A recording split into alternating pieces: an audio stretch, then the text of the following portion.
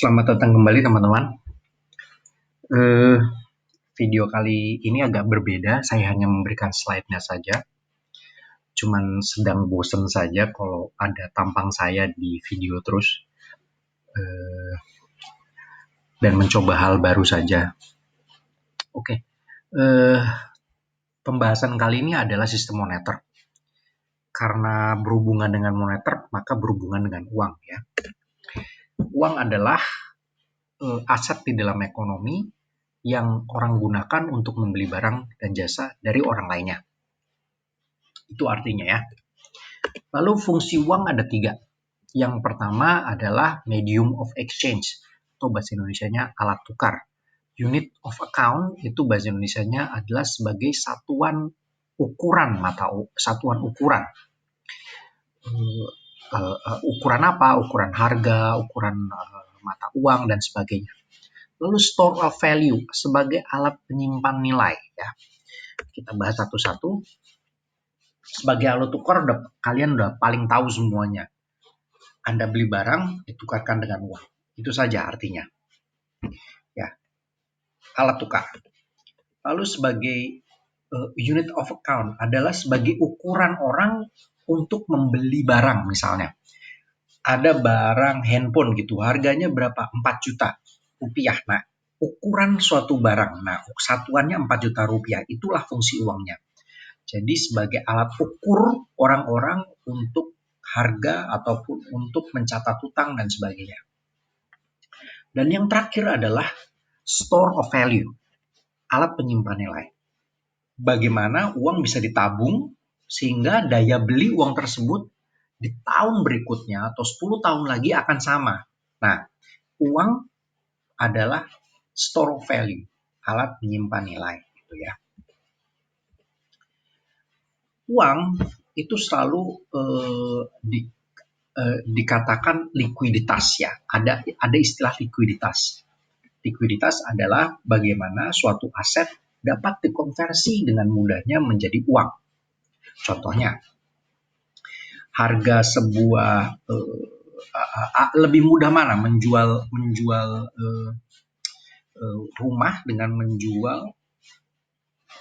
HP gitu misalnya. Akan lebih mudah HP. Artinya HP itu lebih liquid. Likuiditasnya lebih bagus daripada rumah yang lama, lebih lama dan sebagainya.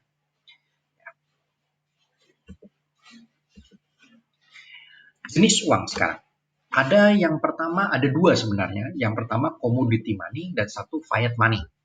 Commodity money itu adalah uang yang dalam bentuk komoditas. Contohnya emas, perak, rokok, uang dalam bentuk komoditas. Dan intinya adalah uang tersebut memiliki nilai intrinsik. Nilai barangnya tersebut ada. Contohnya kayak emas gitu, nilai barangnya ada kan.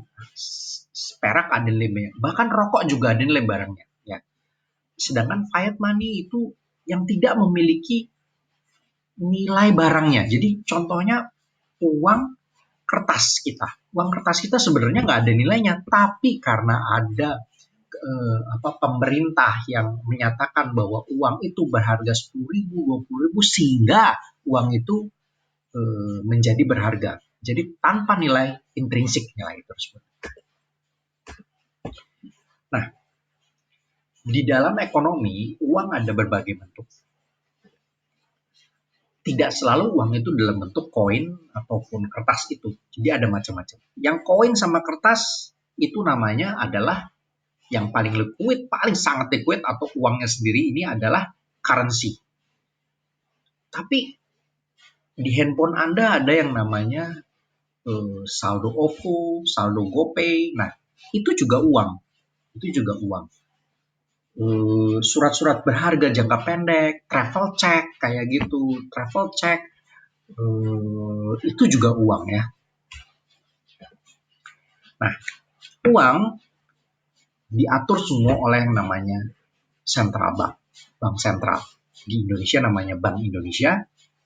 Di Amerika sering disebut sebagai Federal Reserve, Fed.